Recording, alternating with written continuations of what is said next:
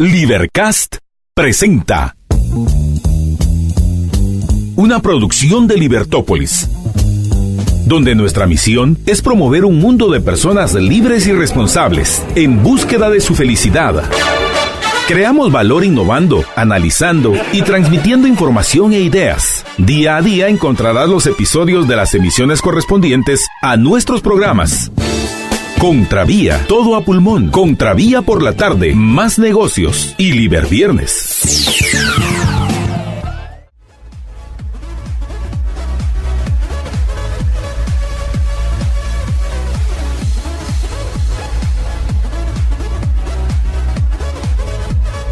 Muy buenas tardes, bienvenidos a todos a Contravía PM. Les habla María Dolores Arias y me acompaña Alejandro Valdizón. ¿Qué tal, Alejandro? ¿Cómo estás? ¿Qué tal, María Dolores? Buenas tardes, bien, gracias. Qué gusto saludarte y buenas tardes a todos. Buenas tardes también. Y también en los controles, Mario Herrera. Hoy vamos a hablar de varios temas. Vamos a hablar acerca de un análisis ya pasado el tiempo de estas resoluciones extrañas, algunas y otras pues dignas de análisis y otras dignas para el olvido, pero las resoluciones que ha hecho la Corte de Constitucionalidad. ¿Cuál es el estatus? Ya se ha ido definiendo quiénes van a aparecer en la papeleta, así que hablaremos de este tema. También vamos a hablar acerca de pues la amenaza que dieron los paramilitares con respecto a si no les cumplen con sus peticiones, qué harían al respecto, y el informe que presentó la CICIG acerca del informe de los Net Centers. Así que vamos a hablar de varios temas. Pero para arrancar, tenemos la llamada de nuestro compañero, ahora compañero de micrófonos también, a Antón Turcinov, quien mañana estrena su programa. ¿Qué tal, Antón? ¿Cómo estás? Hola, ¿me escuchan? Ahora sí. ¿Qué tal, Antón? ¿Qué tal, María Dolores? ¿Cómo está, Alejandro? Buenas noches. Buenas noches a todos los radioescuchas. Y cuéntanos de este nuevo proyecto aquí en Libertópolis. Bueno, el programa que empezamos mañana se va a llamar Liberpraxis. Praxis, elegimos este concepto griego que significa acción basada en la práctica, es decir, rechazando todo lo metafísico, todo lo que no puede aplicarse en la vida real, sino que todo praxis, acción de la vida, digámoslo así. Consideramos que praxis es lo que mueve al ser humano, al individuo, hacia la libertad en el pleno sentido de la palabra. No libertad de no ser esclavo, político, entre otras cosas, sino que libertad más que nada mental, de razonamiento, de tomar sus propias decisiones, o pues saber contrarrestar cuando alguien nos quiere cortar estas libertades. Vamos a hablar en el programa, va a ser bastante. Va a ser diferente de los programas que ya existen tanto en Libertópolis como en general en nuestro medio, los que promovemos la libertad. No vamos a hacer debates, no vamos a hacer análisis de las situaciones políticas ni económicas actuales, sino que vamos a enfocarnos en los aspectos académicos, pero con un toque de, digamos, no van a ser como clases, conferencias en una universidad o mucho menos en un colegio, sino que vamos a invitar a los especialistas en alguna materia sobre la libertad y vamos a conversar sobre tanto sus aportaciones como sobre lo que podemos hacer todos nosotros.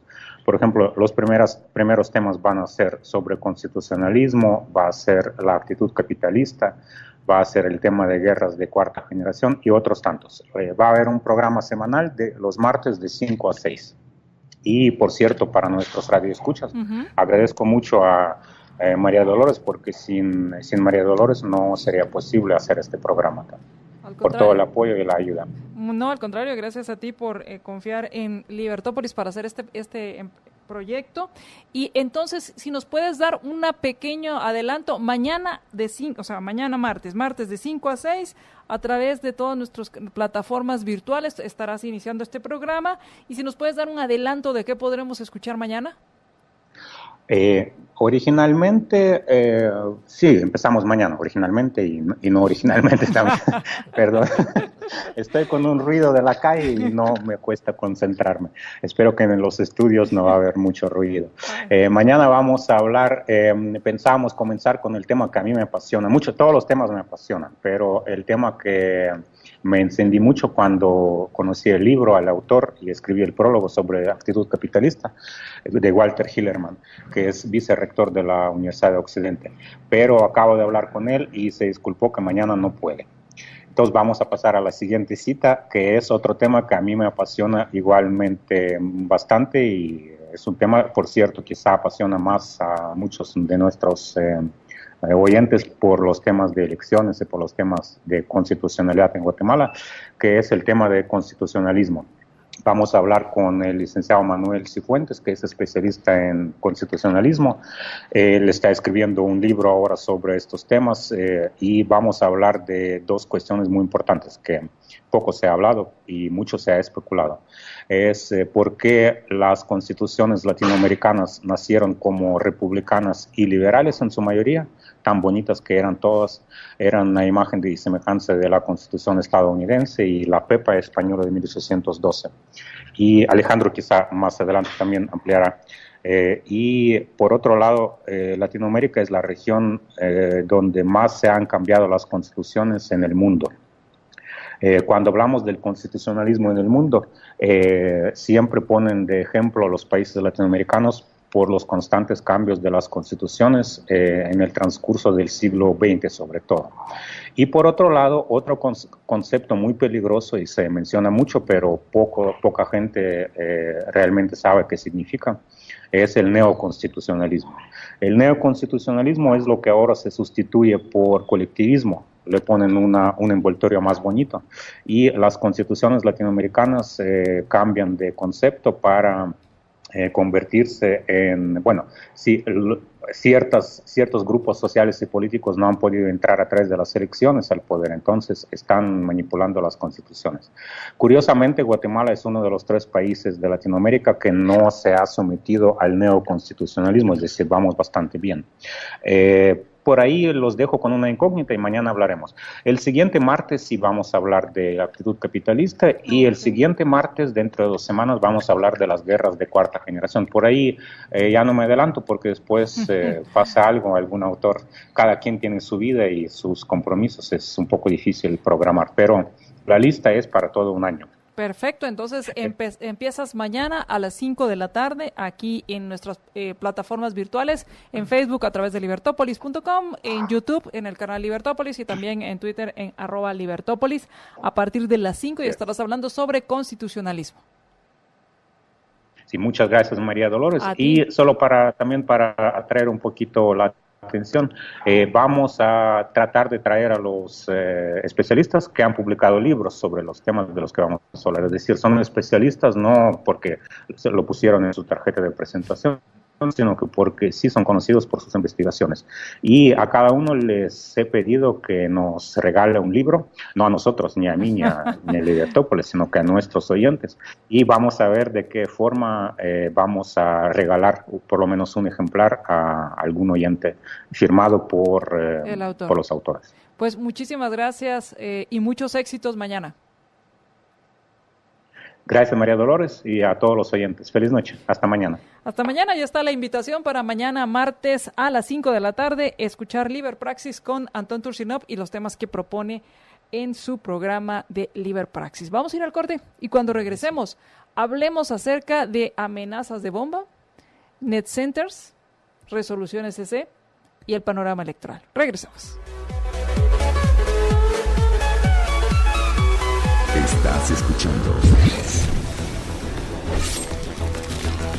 libertopolis.com. Ideas con valor.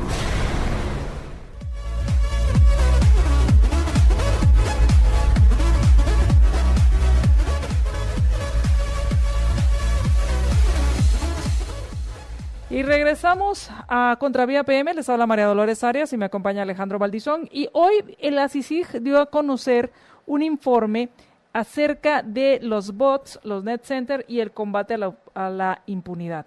En esta presentación que hizo la CICIG, que fue un panel donde hablaron acerca de la expresión y acerca del combate a la impunidad, y hablaron acerca de este informe en el cual hablaban que estos net centers pues se encuentran ubicados en según las direcciones de IPEFs, y por lo que he visto, tendría que revisar más a fondo este informe, pero hablaba más de los tweets y hablaba que los Twitter, o de la red de Twitter, y hablaba que se encuentran localizados en Guatemala, en Xela, y últimamente habían crecido los lugares donde se emitían estos tweets en Cobán.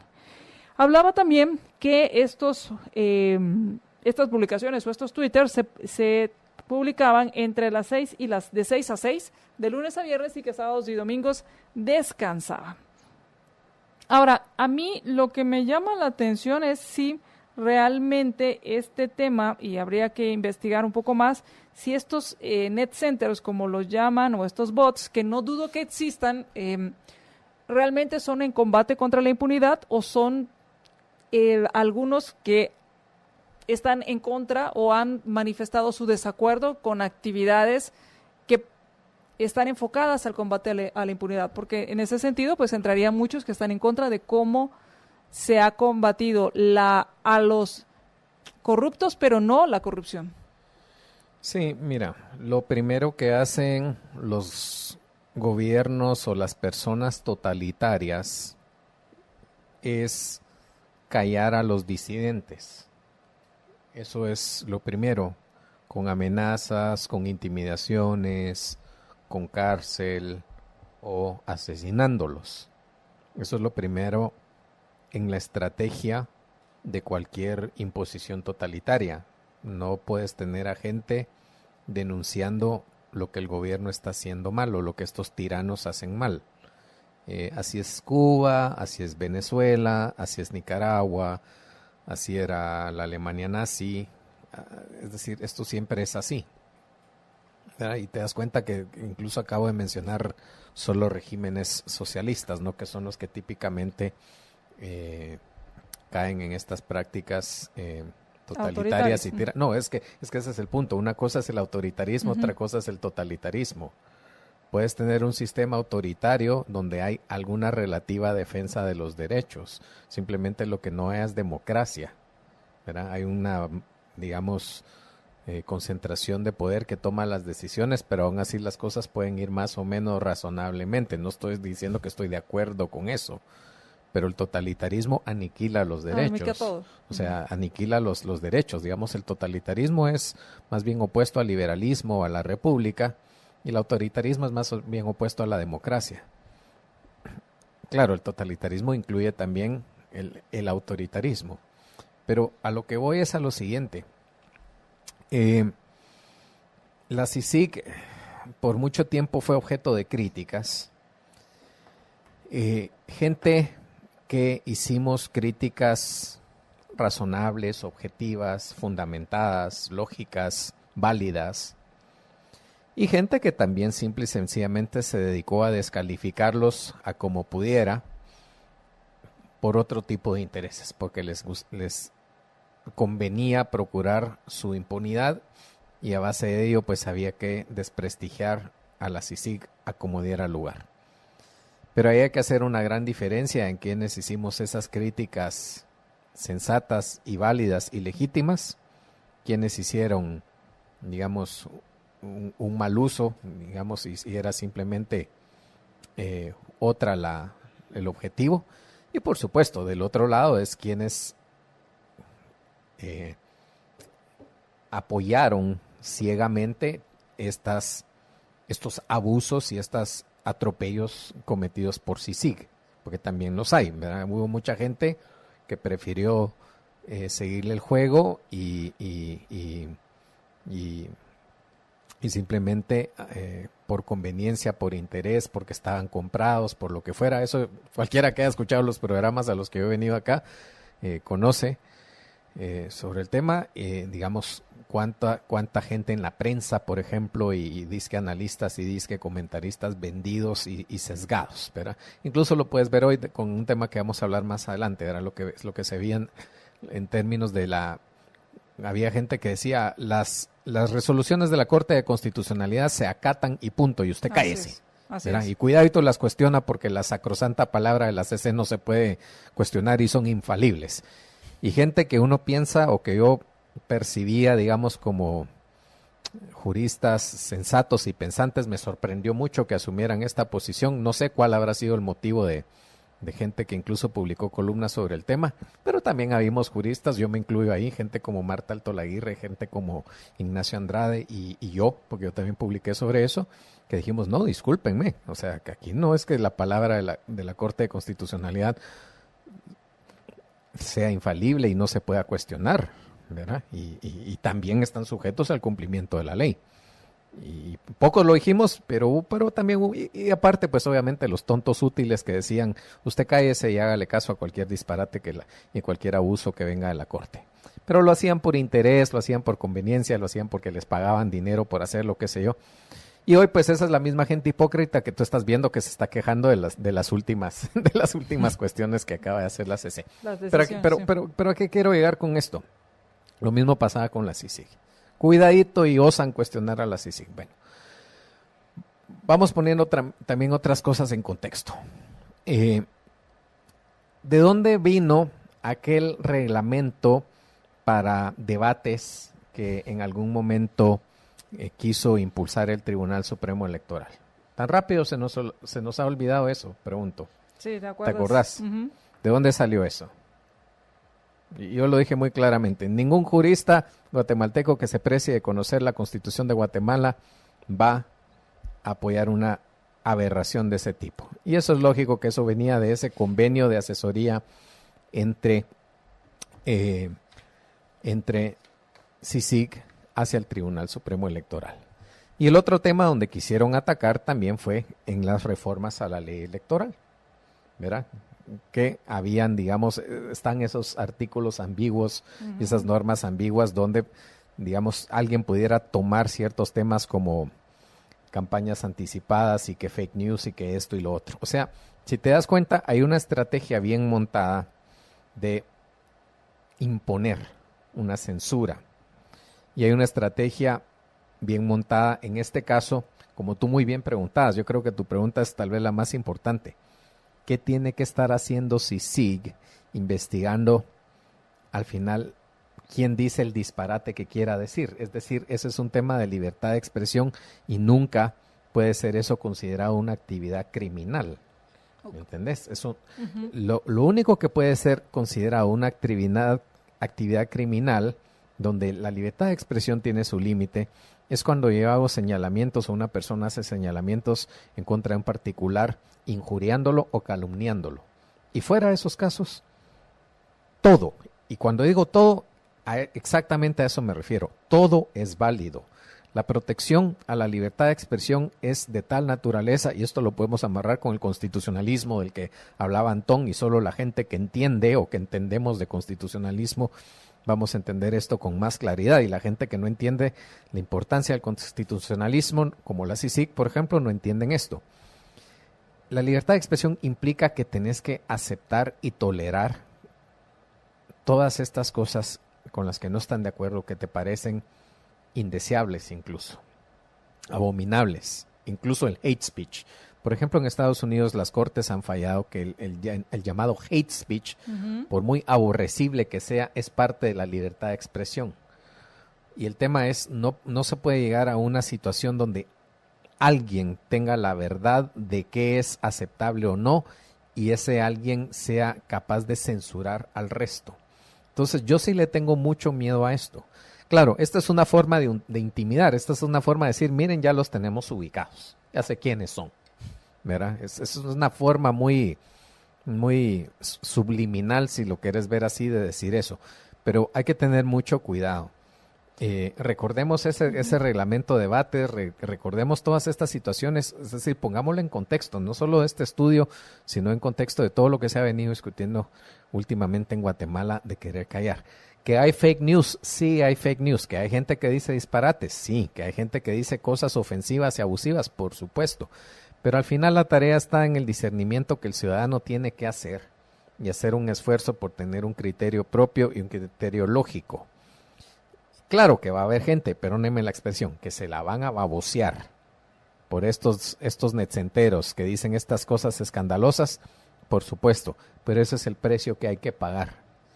Ese es el precio por tener libertad, así es. De decidir y de elegir. Ahora,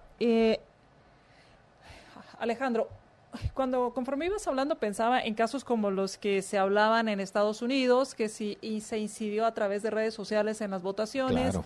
Se hablaba también en México si había alguna incidencia en las votaciones y ahora en Guatemala. Sí.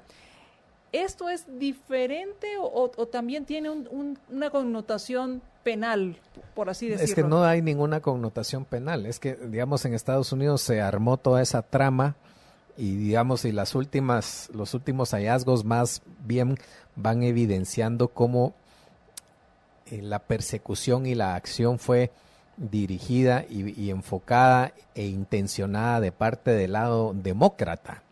Y esto se habla muy poco en la prensa mainstream porque es una prensa sesgada. Yo no voy a defender a Trump acá, pero el punto es, hubo abusos de poder y abusos de autoridad dentro de la administración Obama como para empezar a adentrarse en esos probes que le llaman en inglés, en esas investigaciones que se hicieron a la campaña de Trump. Ahora, que alguien publique estupideces en una página de internet y que la gente se lo crea, pues al final ese es el precio de la libertad y ese es el precio de la democracia. Tampoco es que Vladimir Putin le fue a dar 100, no sé cómo se dice la moneda rusa en español, pero digamos $100 a cada gringo para que votara por Trump No y sé le si todavía compró hacen su los voto. rublos. Es que no sé cómo se dice. Entonces voy a eso, ¿no? Es decir, probablemente hubo influencia de todos estos sitios. Sí, claro que hay influencia, pero también hay influencia del otro lado. También hay un montón de censura en el sentido de... Y censura, de hecho, digamos, por ejemplo, todo lo que no es políticamente correcto. En Estados Unidos es muy difícil hoy decir cosas que no son políticamente correctas, porque el peso, la censura es terrible. Y es más, y estas actitudes políticamente correctas son las que más bien sí han sido impuestas por las cortes y sí han sido impuestas por los gobiernos. Te diría que en el caso de Estados Unidos es realmente al revés. Y eso fue lo que al final cansó tanto a la población, al ciudadano promedio, decente, digamos, tradicional norteamericano, que no le gusta esa intromisión tan grande y tan fuerte en sus vidas y en decirle cómo pensar y cómo vivir y todo, digamos, este marxismo cultural o esta imposición de toda esta ideología de un montón de áreas, digamos, de los liberals en Estados Unidos, que los cansó. Y entonces, como sentían que estaban siendo víctimas de bully, en ese sentido, pues fueron y votaron por un bully más grande que se llama Donald Trump para que los callara a todos, ¿me entendés? O sea, Trump es una consecuencia de los atropellos a las libertades, en muchos casos religiosas y de expresión de muchos norteamericanos que ya estaban cansados. Lo que pasa es que eso no te lo dicen los medios porque, uno, porque están sesgados y dos, porque no conocen la realidad y tres, porque no lo entienden. Pero eso es exactamente lo que pasó en Estados Unidos. Pero yo no quiero ver que Guatemala llegue a un punto donde alguien va a decir que es válido publicar y que no, que es válido decir y que no, que es válido tuitear o no. Es más, si ves los mismos, tomemos a Estados Unidos como ejemplo, el mismo Twitter que tiene una agenda ideológica, el mismo Zuckerberg que tiene una agenda ideológica, cancela cuentas de activistas, llamémosles conservadores. James Woods, te lo pongo ejemplo, un famoso actor de Hollywood, ahora ya no tan famoso, que fue famoso hace muchos años, se cansó de que Twitter le inactivara su cuenta porque él publicaba, digamos, una visión conservadora republicana de las cosas, y como Twitter tenía una agenda liberal, demócrata, socialista, pues entonces lo censuraba hasta que dijo, ¿saben qué? Mejor me salgo de Twitter. Y Zuckerberg hace exactamente lo mismo. Y te cancelan las cuentas en Facebook si alguien publica algo que alguien más decide que es ofensivo. ¿Ofensivo para qué? ¿Para la corrección política? ¿Para la progresía, que más bien es regresía? Bueno, ¿quién tiene el derecho de decirte a ti cómo pensar y qué es válido publicar o no? Es decir, la libertad de expresión no se puede limitar. No se puede. Eso... Incluso personas que hacen, digamos, y me voy a ir a los casos más extremos. digamos, expresiones racistas y discriminatorias. Es abominable, pero hay que vivir con eso, porque si no, alguien más tiene, digamos, la arbitrariedad de censurarte y eso no se puede. Estoy de acuerdo contigo en el punto que todos tenemos la libertad de expresar lo que pensamos y muchos no piensan lo que expresan, pero también te diría que en el caso de las plataformas digitales, nos guste o no, son espacios privados abiertos sí, claro, al público. ellos pueden poner sus reglas, así es. Ahí cambia. Y bueno, vamos al tema, bueno, este es el informe que presenta la CICIG. Yo cuestiono cuál es el sentido de presentar este informe, si va a haber denuncias o cuál es el sentido o sea, lo entendería de un centro de investigación, claro, exponiendo un fenómeno social, un fenómeno, si quieres, de comunicación que está sucediendo. O alguien que analice medios, exacto, alguna cosa así, pero ¿dónde está, digamos, el aparato de seguridad clandestino e ilegal en todo esto? ¿Me entendés? O sea, pero como criminal. Efectivamente, esa es una de las... Eso es una forma de amedrentar la libertad de expresión, no es otra cosa. Ahora, Alejandro, vamos al tema de las resoluciones de la Corte de Constitucionalidad, que es otro de los temas que vamos a discutir hoy. Y este tema, la Corte la semana pasada tuvo una actitud un poco extraña, porque primero cumplió con los plazos que había establecido por lo menos el lunes.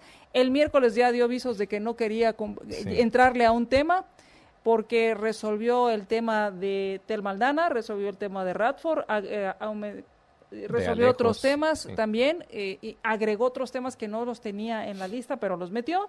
Sin embargo, el de Sandra Torres no le quiso entrar.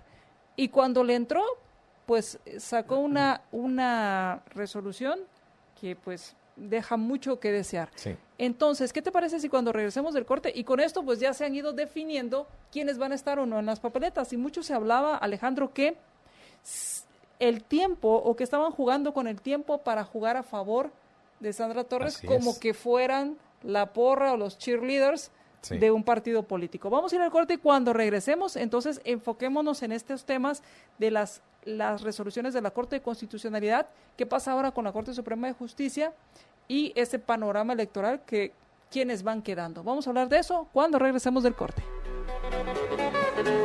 Ahora puedes ver todos los programas de Libertópolis por Facebook Live.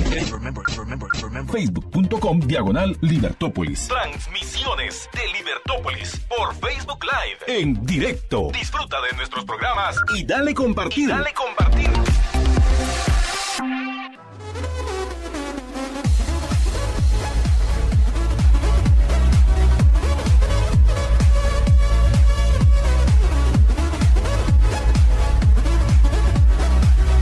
Regresamos a Contravía PM, estamos platicando con Alejandro Valdizón con respecto a las resoluciones de la Corte de Constitucionalidad. ¿Por dónde quieres empezar? ¿Quieres que empecemos por orden cronológico o quieres empezar con la última resolución? Sí, a mí me gustaría, digamos, yo creo que ya se ha discutido bastante cada punto. Yo quisiera tal vez dar otra perspectiva y otra vez y poner las cosas en contexto. Y tal vez me voy a ir un poco hacia temas más amplios y generales, pero yo creo que es importante. Digamos que si analizamos esto desde el punto de vista jurídico, y yo soy abogado, pues uno va a encontrar algunas explicaciones, o más bien no vamos a encontrar muchas explicaciones.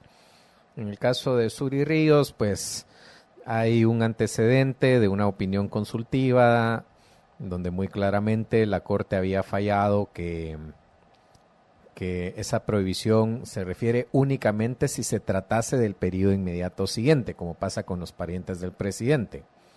Eso también lo sostuvo la Corte cuando se dio el amparo provisional a la misma Suri en la elección anterior. Entonces, la misma magistrada Ochoa, en su voto disidente, hace ver eso. Dice, ¿cómo es posible que hace 4 años dijimos una cosa y hoy estamos diciendo exactamente lo opuesto? En el caso de Tel Maldana, pues digamos que es un tema estrictamente legal, en el sentido que no hay un requisito formal y por eso la dejan fuera. Y hay mucha gente que se queja, pero también hay casos donde otra gente,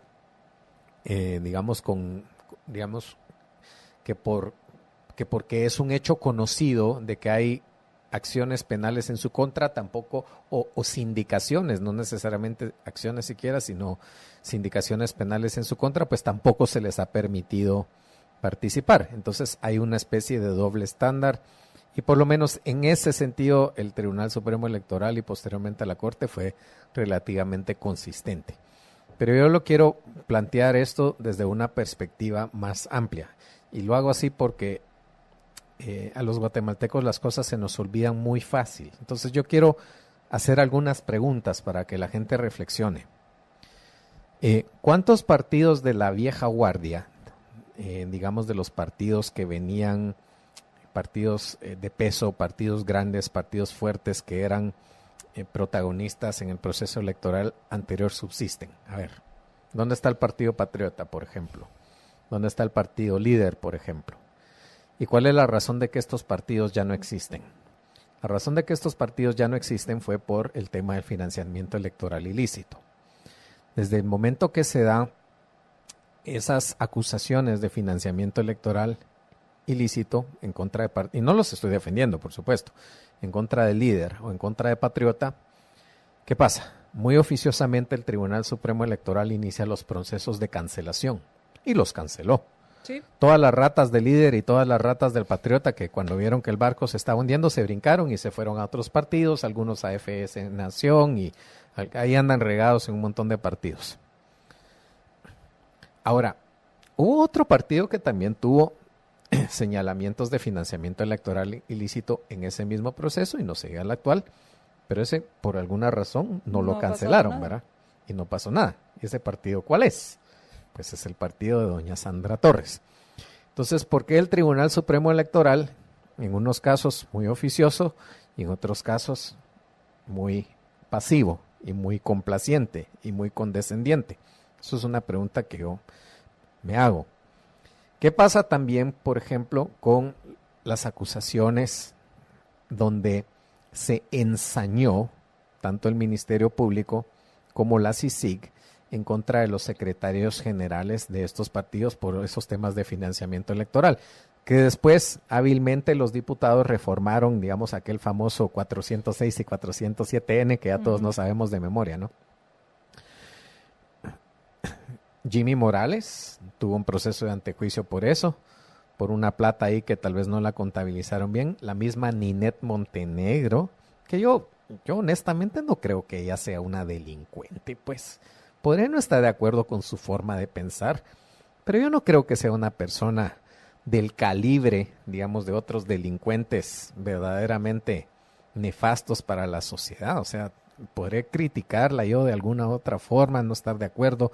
Hay otras cosas donde estoy de acuerdo, la respeto, la considero una persona respetable, pero también hubo un ensañamiento en contra de ella. Al final se aclaró el tema de Encuentro por Guatemala, ya dijimos que Patriota y Líder desaparecieron, pero ¿quién se recuerda cuál fue la suerte del secretario general de la UNE, que también fue acusado de lo mismo, que también fue llevado vía un proceso de antejuicio? ¿Y qué fue lo que dijo el juez en el caso específico de él? A ver si alguien se recuerda.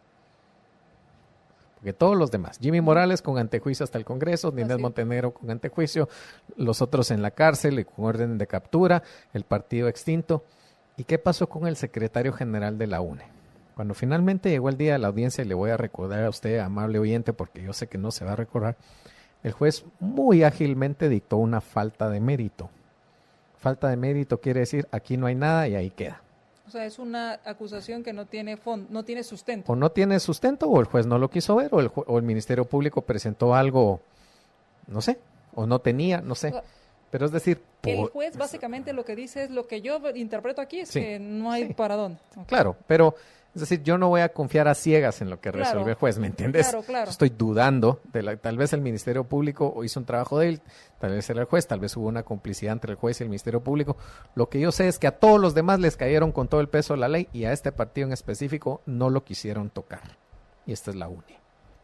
Y el secretario general, pues ahí que era en ese entonces, pues no tuvo ninguna consecuencia. Y ahí no es que yo tenga nada en contra del secretario general, estoy haciendo una comparación entre... el trato diferente en contra de todos los demás partidos, a diferencia, valga la redundancia, de la UNE. ¿Y qué pasó con el antejuicio a Sandra Torres? Exactamente lo mismo. Viene la Corte, es decir, toda Guatemala escuchó el audio, menos la Corte Suprema de Justicia. Solo la Corte Suprema de Justicia no escuchó el audio donde le hacen ese ofrecimiento de 40 millones o qué sé yo. Toda Guatemala lo oyó, excepto la Corte Suprema. Y la Corte de Constitucionalidad, con esta resolución, pues dice, bueno, pues doy el amparo, pero al final no lo doy y el tema, pues sí, igual, y ahí cuando se me dé la gana, pues sigo, ya les doy una decisión más definitiva, pero de momento que siga la candidatura. Que también hay que decir, el hecho de que hubieran dado el amparo y hubieran revocado, digamos, o suspendido la decisión de la Corte, no necesariamente implica que le iban a revocar el antejuicio, solo quiere decir que era básicamente decirle a la Corte vuelva a conocer, pero en este caso no se lo dijeron. ¿A qué voy con todo esto? A que es muy evidente, yo creo que hay muchas razones lógicas para pensar y para ver que sin duda la UNE y su candidata Torres tiene mucho poder y mucha influencia. Y que es muy evidente que pueden la UNE y sus allegados y sus candidatos influir en jueces, influir en magistrados, influir en la Corte de Constitucionalidad. Lo mismo te puedo decir de la sala de la Corte de Apelaciones que le dio las medidas de seguridad en contra del periódico. Una cosa inaudita, una cosa sin ningún sentido, sin ningún sustento. ¿En qué cabeza va a pensarse que un tema de libertad de prensa puede ser constitutivo de femicidio y violencia contra la mujer? O sea, mucha gente lo ha intentado, pero a nadie se lo daban. A ella sí se lo dio una sala. Y lo mismo también con el juez o la juez, no recuerdo, perdonen, que le dio también las medidas de seguridad en contra del fiscal Sandoval, cuando también por el pretexto o la excusa del femicidio quiso callarlo con el tema de las acusaciones que la FESI estaba llevando. Entonces, ¿a qué voy con esto? La UNE es un partido que realmente tiene muy bien puestos a sus operadores políticos en puestos claves. Yo he escrito mucho sobre esto, pues no tanto mucho, pero me refiero al sistema, ¿verdad? O sea, a cómo opera, digamos, el sistema. Y entonces ahí es donde realmente se encuentran las explicaciones de por qué la Corte de Constitucionalidad falla a favor de ciertos intereses, porque una de sus principales operadores es esta magistrada Porras, ¿no? Uh-huh. Y Matabela y Bonerge y toda esa gente. Y tú ves, digamos, los votos disidentes, por ejemplo, en el caso de Suri, que son los que han salido y se han hecho públicos, y ves los razonamientos coherentes, y sobre todo coherentes con los precedentes que ya hay, ¿no? Hay 2 precedentes. Y luego no hemos visto los disparates que esta gente ha publicado, y eso lo juntas con los disparates que daban, digamos, en los otros casos donde muchos sí cuestionábamos a la Corte de Constitucionalidad y decíamos que no es infalible y decíamos que sí podía cometer abusos en sus fallos, a pesar de que muchos tontos útiles lo negaban, y te das cuenta que hay, digamos, toda una cooptación de parte de un partido muy influyente de las instancias más importantes. ¿Por qué el Ministerio Público presenta la acusación un día después de que quede inscrita? ¿Por qué no un día antes cuando no tenía antejuicio? O sea, todo está confabulado, y eso es algo que de verdad debería preocupar a la población, porque hay una concentración de poder muy grande.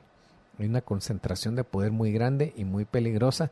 Eso, por supuesto, tiene que ver con la forma en que se eligen a los magistrados, por la forma en que se hacen las designaciones para las cortes, Corte de Constitucionalidad, que es lo que tantas veces hemos dicho que hay que cambiar, ¿no?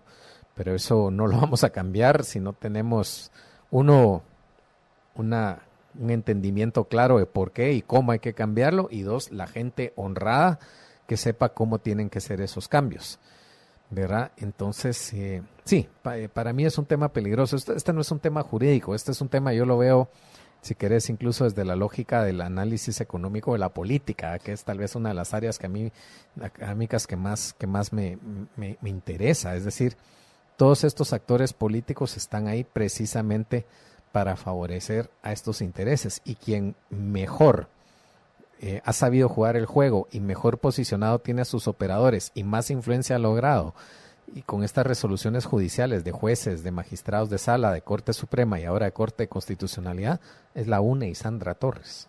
Que al final es el partido que ha logrado tener una mayor estructura. Claro, y perdón, y se me olvidó uno más, y el propio Tribunal Supremo Electoral, también sesgado.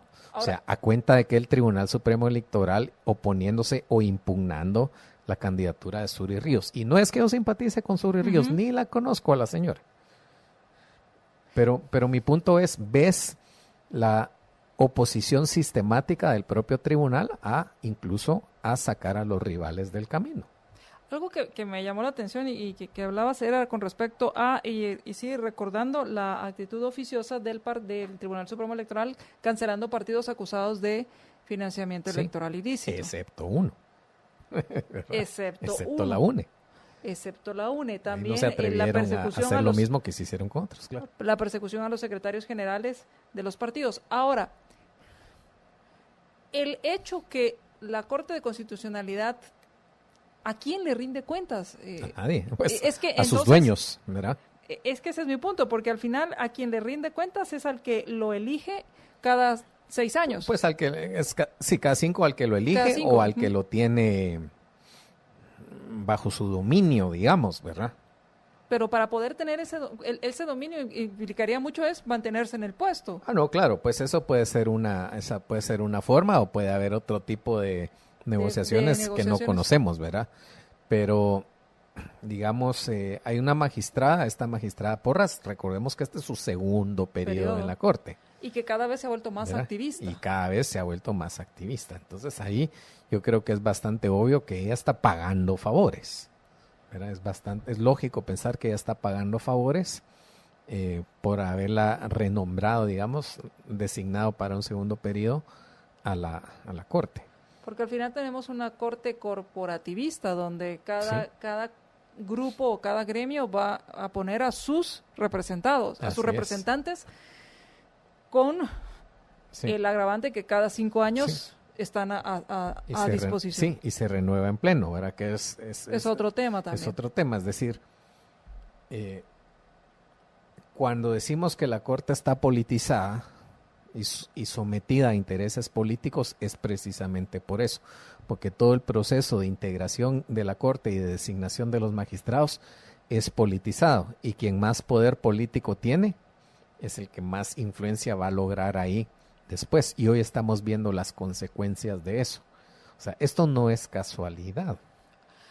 O sea, perdón, y lo digo más, cuando decimos, por lo menos cuando digo, hay que cambiar el sistema,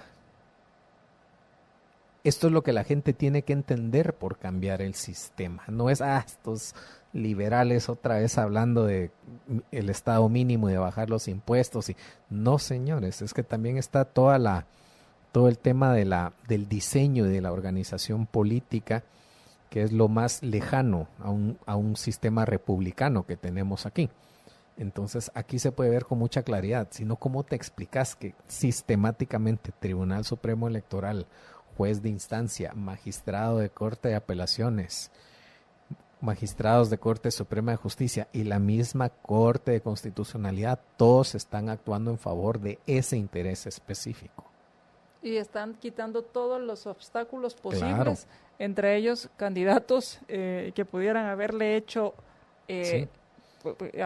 sombra o haber peleado esta elección, los están quitando a pesar de todos los señalamientos, porque también recordemos que pareciera que no hay ninguna investigación y menos denuncia con respecto al que no sé si el tema ya es usurpación de funciones, que era lo que en la época en que el gobierno, que nosotros en lo particular lo llamamos el gobierno de Torres Colom, ella ocupó funciones que para las que no fue electa. Claro, tenía mucho poder, ¿verdad? O sea, no hubiera sido una usurpación en el sentido formal, a menos que formalmente lo hubiera hecho, ¿verdad? Pero de facto era el poder detrás del trono, por así decirlo, ¿no? Eso era muy, muy, muy obvio. ¿Cuáles son las implicaciones de largo plazo? O sea, vamos entendiendo que al final lo que estamos viviendo hoy es consecuencia de la forma en que se eligen y se mantienen los magistrados en todas las cortes. Sí, y los congresistas también.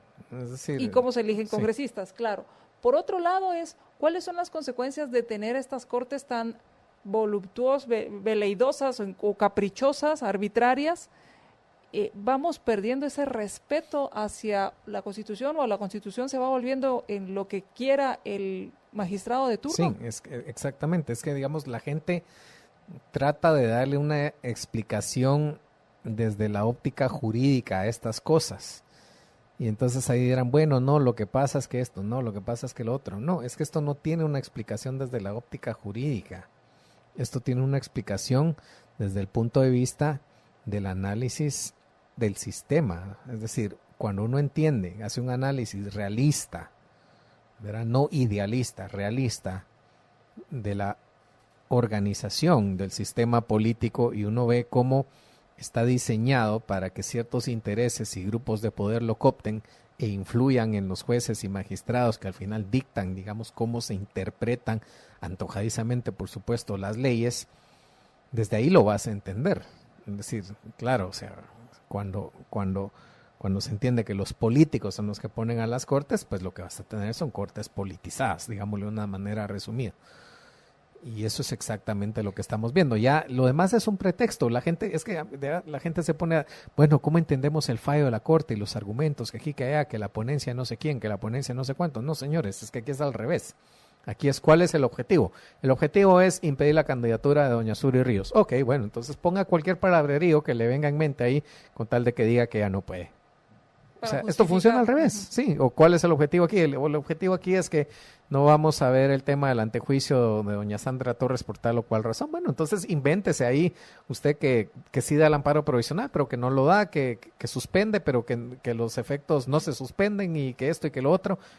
Es decir, el lenguaje lo puedes adecuar a lo que querrás. O sea, esto funciona al revés. No es que haya un razonamiento crítico de índole jurídico que diga, bueno, llego a esta conclusión. No, de ninguna manera. Aquí es la intención de la Corte, la intención política de la Corte en todos estos casos es tal, es favorecer aquí, perjudicar acá, hacer esto, lo otro, y luego le busco. Y exactamente lo mismo hacían con la CICIG y exactamente lo mismo hacían con esos temas. Y por eso es que habíamos quienes decían, miren señores, la Corte está actuando mal, está haciendo cosas que no están en ley, claro, está atribuyéndose facultades que no están en la Constitución, no sean brutos, abran los ojos. Sesionando domingos en hoteles. Sí, claro. Cuando existía dónde sesionar. Y para terminar, Alejandro, por otro lado pensaba, bueno, el panorama electoral, pues ya lo ha ido despejando a machetazo limpio la Corte a través de sus resoluciones, sí, y queda Sandra Torres. De las tres que estaban liderando las encuestas, solo queda Sandra Torres y de ahí quedan partidos pequeños o candidatos con menos intención de voto. Sí, y perdón, te voy a interrumpir ahí rápidamente. Las reformas a la ley electoral están diseñadas para que nuevas figuras y partidos pequeños no tengan la más mínima posibilidad. Así es. Porque recortaron el plazo de campaña, adelantaron la elección, le pusieron un candado al financiamiento a los partidos políticos, y es decir, partidos emergentes tienen cero posibilidades contra el establishment que ya está. Y como ya decía, ¿cuál es el establishment? Porque los que ya estaban, líder, patriota, X, Y, Z, todos están cancelados. ¿Y cuál es el único que sobrevivió? Es decir, todo está diseñado para favorecer esta candidatura. Y esa era mi siguiente pregunta. Entonces, ¿cómo fiscalizar las elecciones si, por ejemplo, uno de los temas con el partido FSN Nación en las elecciones anteriores era precisamente la fiscalización de las elecciones para asegurar que los votos se contaran bien? Por ejemplo, claro. Ahora ya no hay esa opción porque está satanizado el dar dinero para fiscalizar votos. Sí.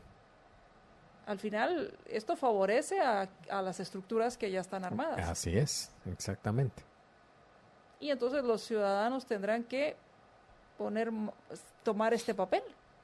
Sí, de alguna forma sí, pero estos partidos pequeños, emergentes, difícilmente tengan, digamos, la cantidad de afiliados y gente que pueda hacer esto, porque normalmente ese tema de los fiscales es un tema de voluntariado.